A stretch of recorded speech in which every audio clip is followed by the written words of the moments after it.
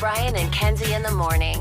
And Chicago's alternative all day. Q101. And Kenzie live from Universal Orlando Resort. We're going to be here today, tomorrow, and Wednesday. A lot of our content on social media, you're going to see us going around, and a lot of things for you to remind you that tomorrow at 8:10 is your chance to win a full trip here. And we're going to do this every day around 8:10 a.m., and then we'll draw the winner on Friday, and we'll do this for several weeks, 6 of them. 6 weeks in a row we're doing this. Amazing.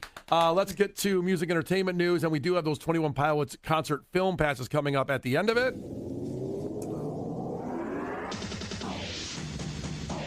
And we start off with the great Jeff Buckley, rest in peace, and he is now, for the first time, a 32-year-old song he has, has landed on the Hot 100 Billboard charts 32 years after. And this is obviously one of the things for that TikTok does, takes an old song and makes it amazing. Mm-hmm. We've seen that in recent years with Deftones and Creed. Well, Kate Bush.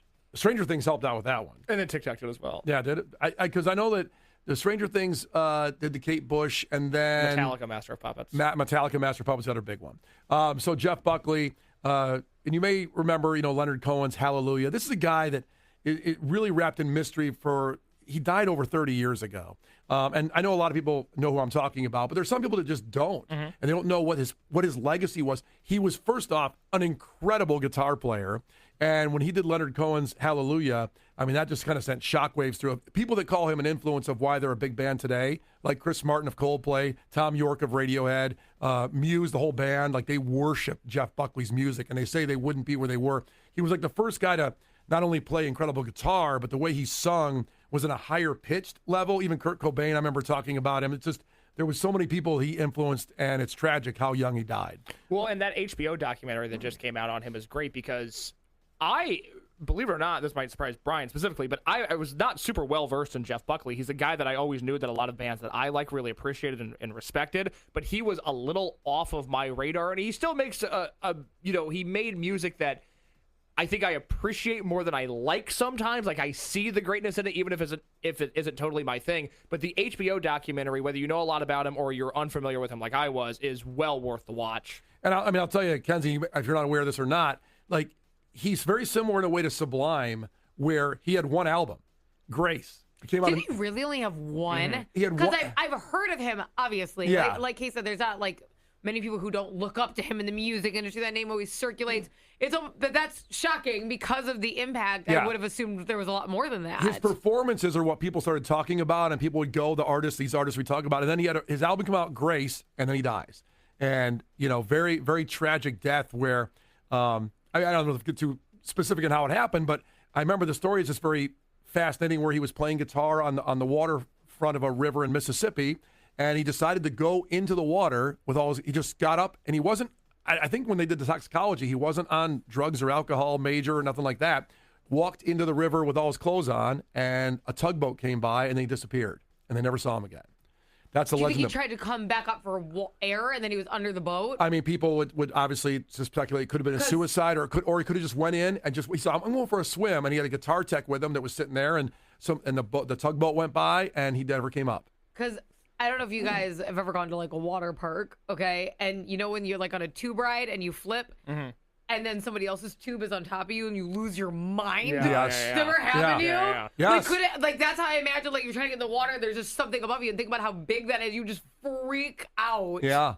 Yeah. There is something, and again, obviously that's very minor, but when you feel like you can't get up from the water, the panic that sets in is so insane. Yeah. And to Brian's point, you comparing him to Sublime, because a lot of his success and notoriety happened after he passed away, in the same way that Sublime, the record that had What I Got in Santorini, that came out after Bradley had passed away, Notorious B.I.G., alive for a very small sliver of that fame and that notoriety. And it's why sometimes I'm so excitable about new bands and about bands that exist now, because that makes me so sad that sometimes legacies are born after people pass away, and I want to be able to celebrate the people while they're here with us on Earth. And for Jeff Buckley and for Bradley Nowell and people like that, it's just such a bummer that their legacy has grown, but they're not there to see it. Yeah. I mean, if you want to take a good listen someday, just Grace, 1994 You're looking at an album like that, and now it's on the charts because of that documentary and just because of TikTok and probably Stranger Things, too. Maybe they snuck it in there, Maybe. too. I don't know. You're 2 seasons behind. But Lover, You Should Have Come Over is the song that is entered on the Billboard Hot 100. Yeah, amazing. Also staying in music, some milestone happened here where the Eagles, so the band The Eagles, Greatest Hits,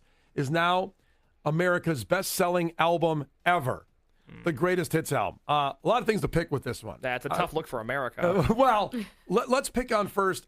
A Greatest Hits album should never be considered for a best-selling album of all time. You don't think that's fair? It's not fair. You're padding the deck. It's like the Dodgers. Just like, I mean. The Dodgers and Greatest Hits. Major beefs. Those are the 2 biggest evils in the world. Yeah. You're right. Should those both be a piece of garbage? Yeah. You know what? Album. You know what? Hits album. They both are this year. They're both on somewhere. Probably low seeds, but I mean, the Dodgers have a $3 billion payroll, and the Eagles can't put all their hits on one album and say it's great. I mean, they're great. They might be considered great songs, but you can turn on any classic rock station and just hear those songs. I don't know why anybody bought the Greatest Hits album. If you just want to listen to that classic rock radio station you might like. I don't even want to do that. I don't want to hear the hits. I don't want to do that, but some people might. Okay, guys, you're too cool to like a popular song. No, I mean, Hotel California, sure. But they don't even have the best version of Hotel California. What do you What's mean? the best version? What does that mean? The Gypsy Kings version in Spanish. He's right, actually. Oh, I see. But they had to write it first for the Gypsy Kings to do it. So the Gypsy Kings But the Gypsy Kings made it better. They wouldn't have come up with it, though. But I thought you meant there was. Put some respect on the Gypsy Kings' names.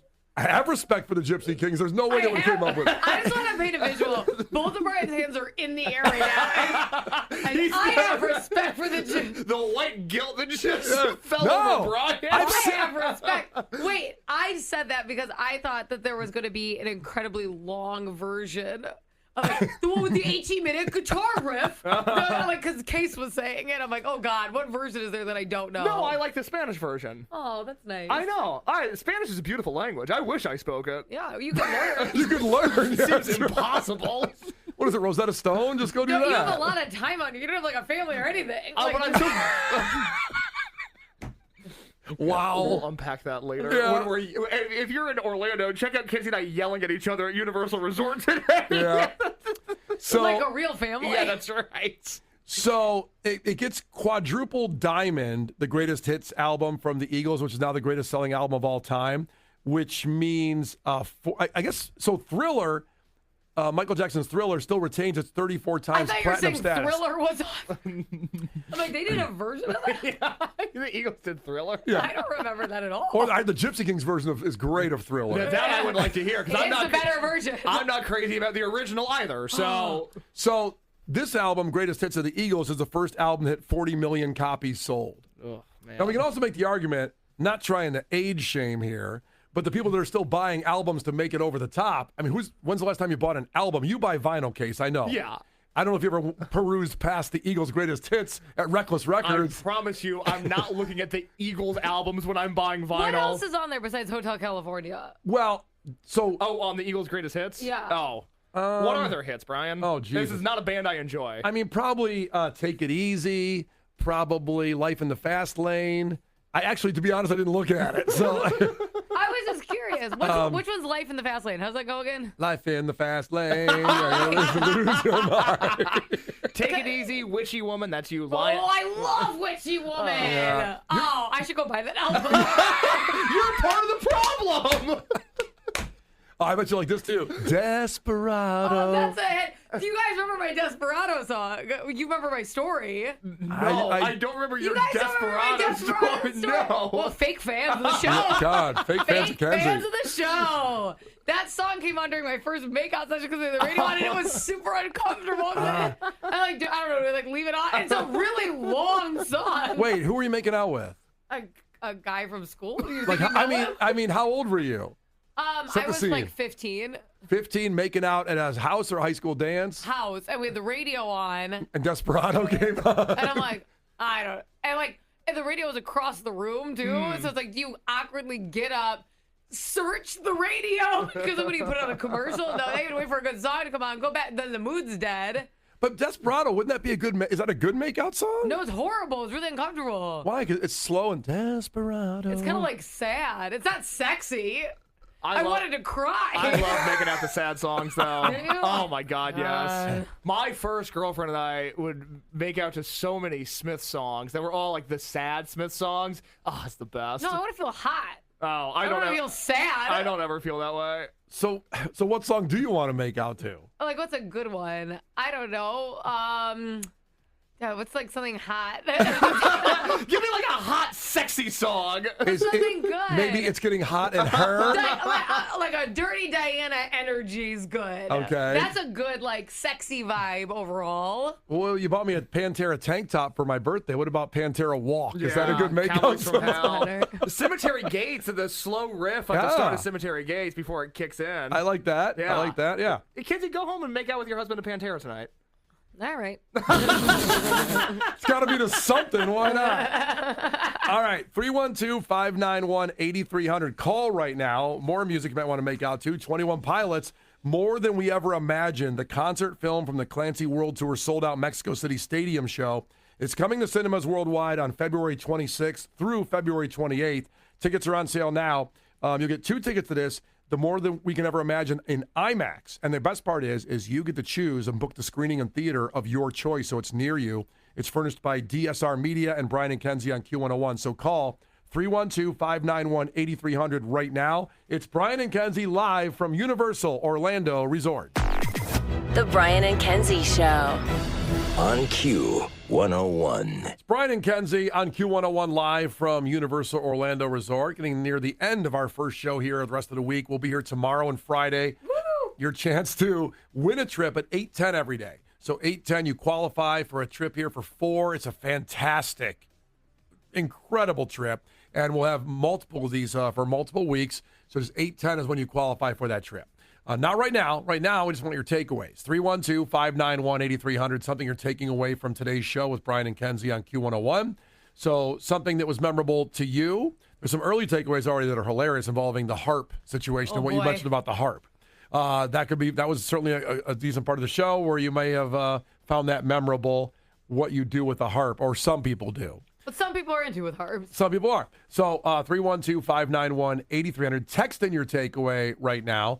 And we would have a little programming note as the show today at 7:50. Now, we fully decided that Kenzie gets 3 vetoes of show content per year. That's what I get. Very generous. Very generous. Yeah, thanks so much. She can veto things that we want to talk about on the show. Yesterday, it came up organically to talk about or do a debate argument of the potato Mount Rushmore. What's on the Mount Rushmore of potatoes? That's 4 of the best of all time. Yes. Kenzie thought that was too low class to do today. From the And I would like to know. Oh. Brian tried to guess and say why I didn't want to do it. And his guess was that I thought it was low class. Him and Case had this conversation without me. I never said that. So when people texted in later and said, oh, you'll talk about people putting their penis on their hearts, but not potatoes, which one's more low class? I never said the potatoes were low class. It was Brian guessing that's what I thought. Which usually I'm right when I guess on these you're things. so right. I'm so right. I never said that. So the conversation will happen. It's been an hour and a half debate off the air of the council of the show, which are people you don't know who they are. And they have decided that a postponement does not qualify a veto. Thank you. So it's a great day for Kenzie here on the Finally show. a win. Oh, my gosh. Yeah, she got a W on this one. It took you so long to get one. One W.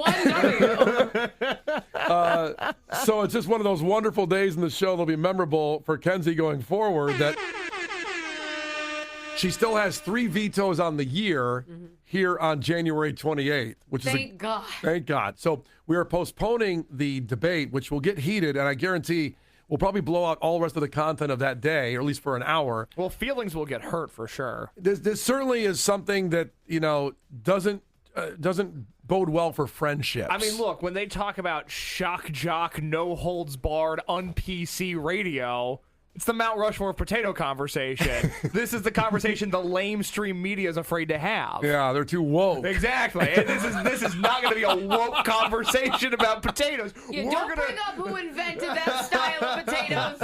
We're going to go there, as they say. So that will be, and we've decided now, we come back from Orlando Saturday, and we'll be doing it next week, Super Bowl week, very fittingly. Oh, yes. We'll do that. Oh, my goodness, loaded potato skins. I didn't even think about that. Because that's when you're really really start thinking about potatoes and what you want to do with potatoes. And Super all Bowl the week. things you want to do. Wait, what do you want to do to potatoes? Well, it's underrated. I don't want to get into it right now. no, we got a second. Get into it. A loaded, big, like Gibson's Steakhouse, not trying to give special props there, but their loaded baked potato. They're not going to give you a free meal.